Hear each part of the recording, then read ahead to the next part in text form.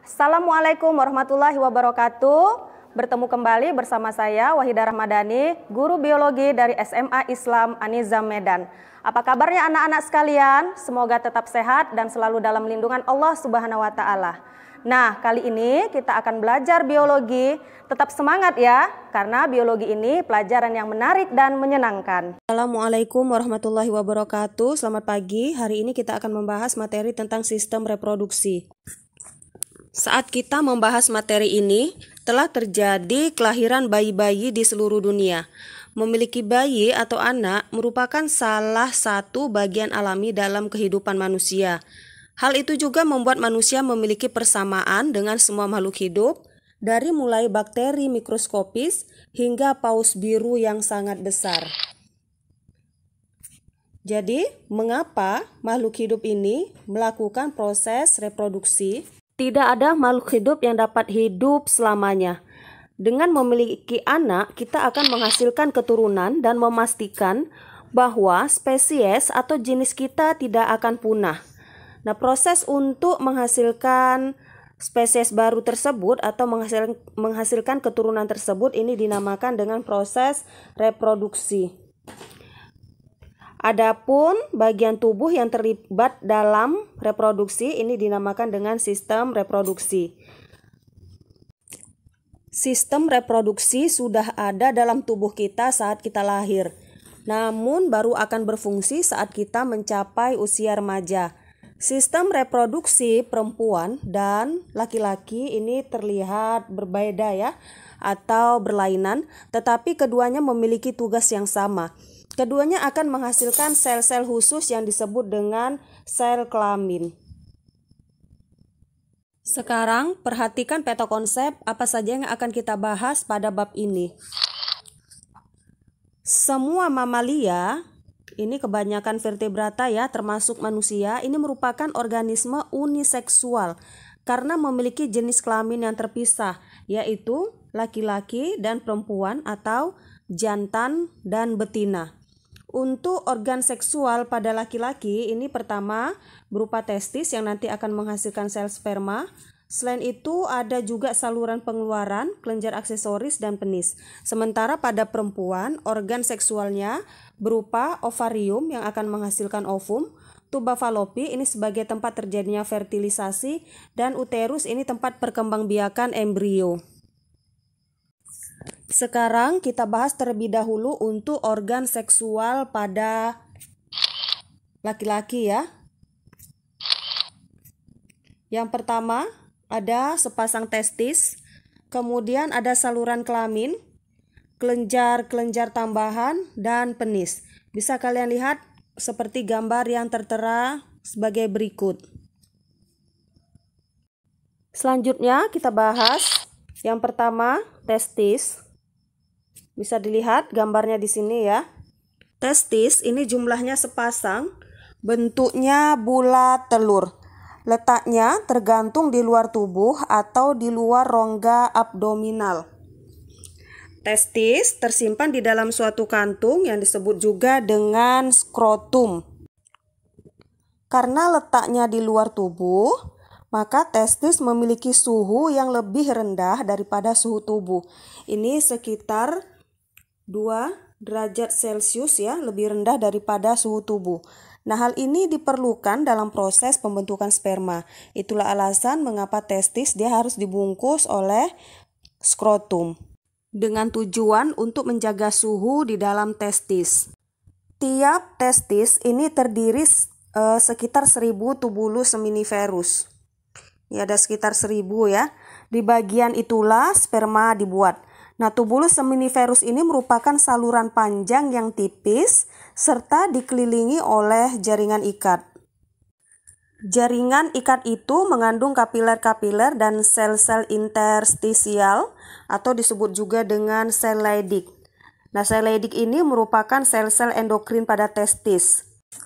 Semua tubulus seminiferus pada tiap testis ini akan tersambung dengan saluran tunggal, yaitu yang disebut juga dengan epididymis ya, melalui saluran-saluran kecil Ini saluran-saluran kecilnya.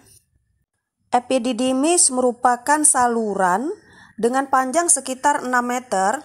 Ini dia. Dan ini berkelok-kelok. Fungsi utama dari epididymis adalah tempat penyimpanan dan pemasakan sperma. Epididymis berhubungan dengan saluran sperma atau yang disebut juga dengan vas deferens. Dua vas deferens dari dua testis ini akan tersambung dengan uretra persis di bawah kandung kemih. Ya, ini tersambung di sini. Ini kandung kemih. Kemudian di sini uretra, ya. Tersambung di bawah kandung kemih, ini tersambung dengan uretra. Uretra yang terdapat di dalam penis ini berfungsi membawa sperma keluar tubuh. Jadi, saluran kelamin ini tadi ada vas efferens untuk menampung sperma, kemudian ada epididymis untuk mengabsorpsi sperma hingga kental dan menyimpan sperma sementara lebih kurang 3 minggu, atau di sini juga tempat terjadinya pematangan sperma. Selanjutnya ada vas deferens, saluran penghubung epididymis dengan uretra pada penis, ya.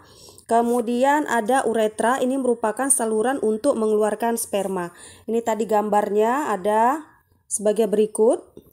Ini epididymis, kemudian ini ada vas deferens, ini kandung kemih, kemudian di sini ada uretra.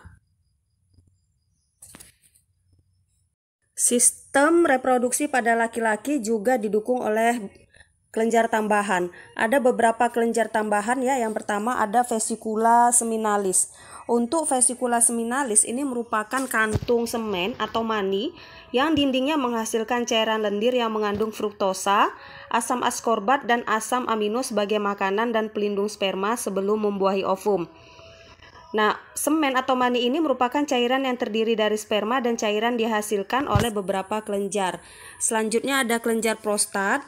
Ini akan menghasilkan cairan basa berwarna putih susu.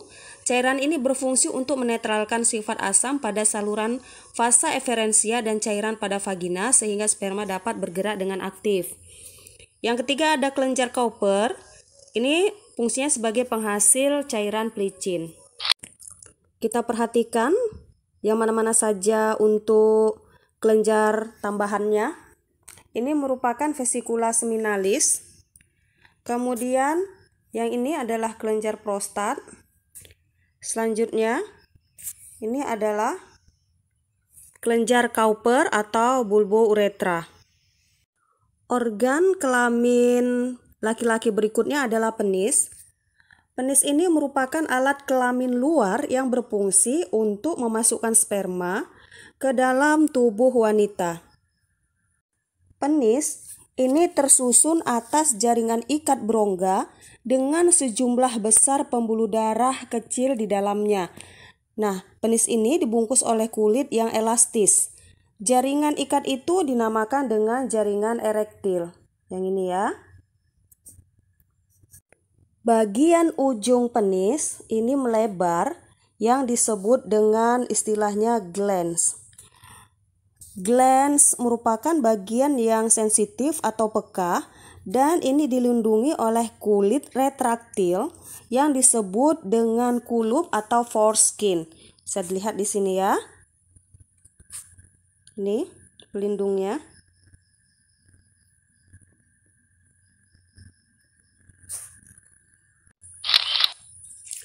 Alat reproduksi pada laki-laki ini berhubungan erat dengan sistem ekskresi urinaria. Testis akan menghasilkan jutaan sperma setiap hari, mulai dari masa pubertas sampai meninggal dunia. Jika tidak dikeluarkan, sel-sel sperma akan mati dan diserap kembali oleh tubuh. Nah, untuk pertemuan kali ini kita cukupkan membahas di alat-alat reproduksi pada laki-laki. Untuk alat reproduksi pada wanita akan kita bahas pada pertemuan berikutnya. Demikianlah pembelajaran kita hari ini. Sampai bertemu kembali di video pembelajaran berikutnya. Jangan lupa untuk like, comment, and share. SMA Islam An-Nizam, unggul, cerdas, islami. Assalamualaikum warahmatullahi wabarakatuh.